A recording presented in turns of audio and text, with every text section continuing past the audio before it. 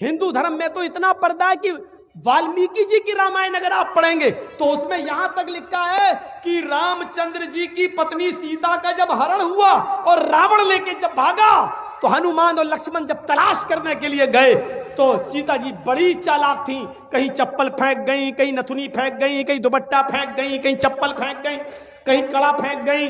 हनुमान एक एक चीज, ये चप्पल किसकी है? लक्ष्मण कहते मेरी भाभी की है, सीता की। चलो इसी रास्ते से ले गया। और आगे के दुपट्टा मिला, ये दुपट्टा किसका है? कहा ये दुपट्टा भी मेरी भाभी का है, सीता का। चलो और आगे चलो, इसी रास्ते से लेकर गया। और आगे बढ़े, एक एक चीज हनुमान जी देते गए और लक्ष्मण पहचानते गए। लास्ट में नाक में पहनने वाली नथुनी मिली, नथुनी। तो हनुमान ने कहा ये नथुनी किसकी है? जल्दी से लक्ष्मण ने कहा अरे यार हनुमान जी ये नथुनी नहीं मालूम है, ये शायद मेरी भाभी की होगी। हनुमान ने कहा सारी चीजें पहचान गए, नथुनी कह रहे होगी। तो हनुमान जी के इस प्रश्न पर क्या जवाब दिया लक्ष्मण ने?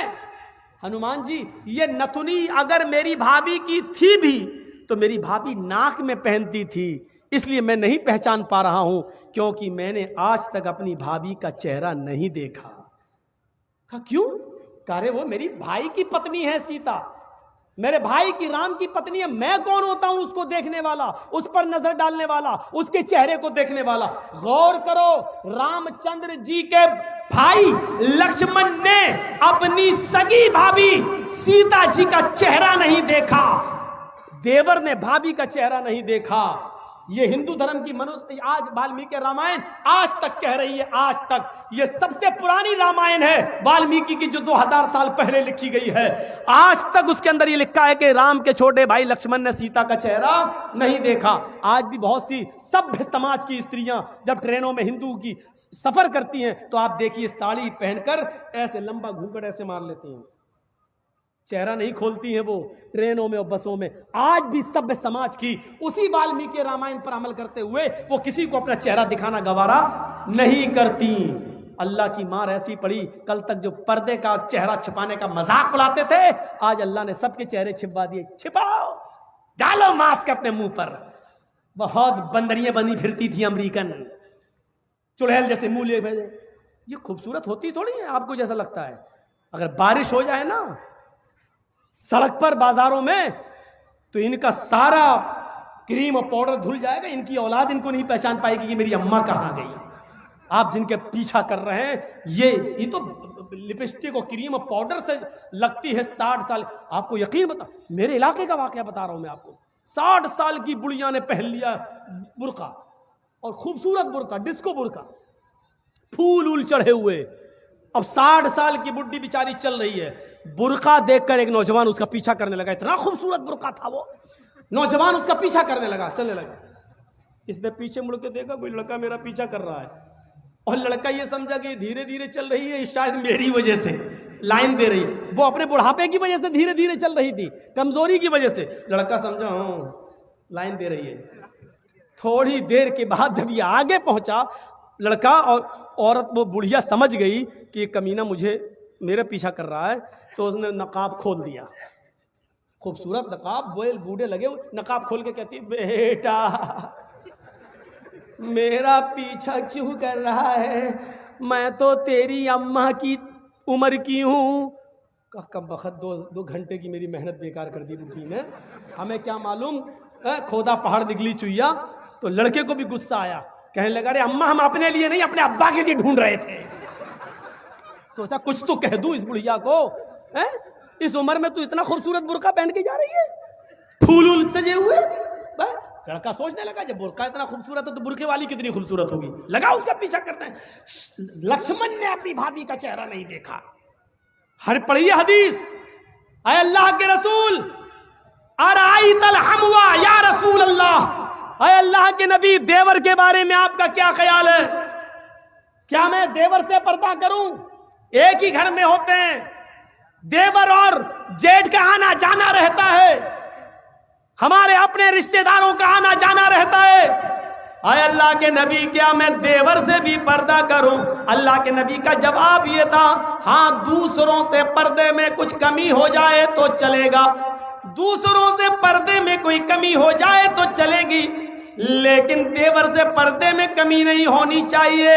अलहमुल मौत, देवर तो भाभी के लिए मौत है, देवर तो भाभी के लिए मौत है। जिस देवर से सबसे ज्यादा पर्दा है, आज हमारी औरतें, हमारी माँ बहनें देवर से ही सबसे ज्यादा खुली होती हैं। जो मजाक शौहर से भी नहीं करती वो देवर से कर लेती हैं। और एक हम हैं, भाभी को घर पहुंचा दो, अपने छोटे भाई को कह रहे हैं भाभी को घर पहुंचा दो। और ऐसे ही ससुराल में हमारा हाल है। ससुर कह रहा है बेटा अपनी साली को जरा स्कूल छोड़े आओ। मामले दोनों तरफ से गड़बड़ हैं। हमने अपने भाई पर इतना भरोसा कर लिया। सऊदी अरब का वाकया सुने हो ना, जद्दा वाला।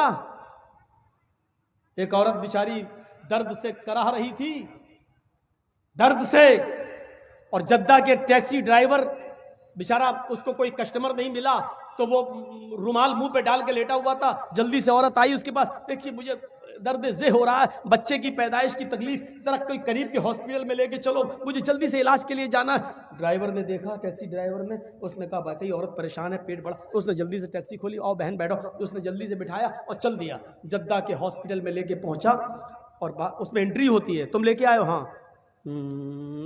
लिख दिया। अब ये बैठा है कि जल्दी से वो चेकअप करा के आए, तब हमें पैसा दे, जितना हुआ मेरे रियाल।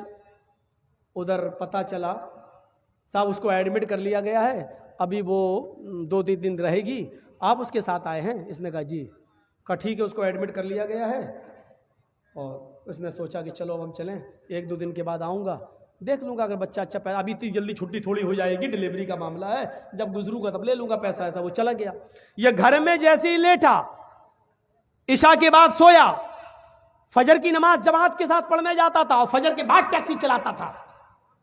फजर की नमाज पढ़ के जैसे ही घर आया, इसकी बीवी ब्रेड और आमलेट बना के लाई। टेलीफोन की घंटी बजने लगी इसके घर पर, क्योंकि जब रजिस्टर पे जब इसने औरत को छोड़ा तो अपने घर का मोबाइल फोन और नंबर सब लिख दिया था। फोन फला बोल रहे हो? जी। भोपाल के रहने वाले थे ये लोग, टैक्सी चलाते थे 20 साल से सऊदी अरब में, जद्दा में। अच्छा तुम यहाँ अपने घर पे आराम कर रहे हो? का क्या हुआ? अरे कल तुम अपनी बीवी को हॉस्पिटल में छोड़ के गए हो ना, बच्चा हुआ है लड़का, आओ और अपनी बीवी को लेके जाओ यहां से।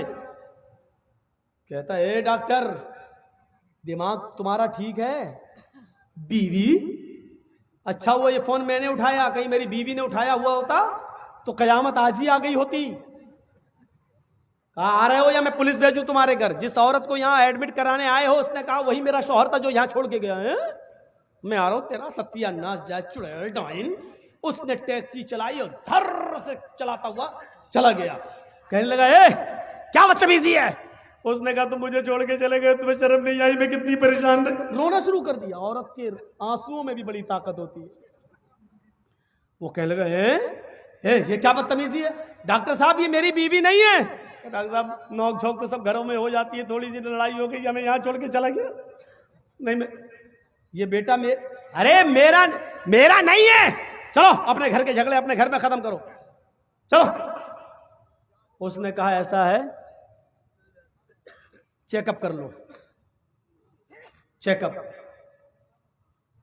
कहा डीएनए टेस्ट करे। ये लड़का आदमी तैयार, कहने लगा ठीक है मैं डीएनए टेस्ट करूंगा। मामला इतना बढ़ गया कि डीएनए टेस्ट की नौबत आ गई।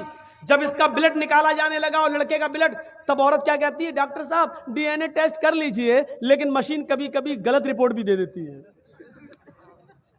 अब ये आदमी चिल्लाते हुए कहता चुप, गलत रिपोर्ट दे देती है। अभी पता चलता है 2 घंटे के बाद 3 घंटे बाद जब रिपोर्ट आएगी, या 2 दिन 3 दिन के बाद, तब पता चलेगा। डॉक्टर साहब इसको यहीं रखिए, 2 दिन के बाद रिपोर्ट आएगी, मैं यहाँ हूं। 2 दिन के बाद गया, डॉक्टर साहब क्या आया? डॉक्टर साहब ने कहा बिल्कुल गलत, ये तुम्हारा बेटा है ही नहीं, जाओ। वो औरत पैर पे गिर गई। डॉक्टर साहब मैंने कहा था ना कि मशीन की रिपोर्ट कभी कभी गलत आ सकती है। आई, अल्लाह की कसम यही मेरा पति है, यही मेरा हस्बैंड है, यही मेरा आदमी है। डॉक्टर कहता है औरत नखले मत दिखा, चल ये तो इसका बेटा है ही नहीं, साफ साफ रिपोर्ट में आ गया ये बेटा किसी और का है, इसका नहीं है। वो कहने खूब रोई। डॉक्टर कहता मेरी बहन मैं तुम्हें कैसे बताऊं, इस आदमी की रिपोर्ट इतनी डेंजर है, इस आदमी की रिपोर्ट में तो ये आया है कि ये जिंदगी में कभी बाप बन ही नहीं सकता। तुम कह रही हो कि इसका बेटा ये तो बाप बनने के लायक नहीं है। अब इस आदमी का दिमाग खराब। क्या कह रहे हो डॉक्टर? कहा तुम बाप नहीं बन सकते हो भाई, सॉरी।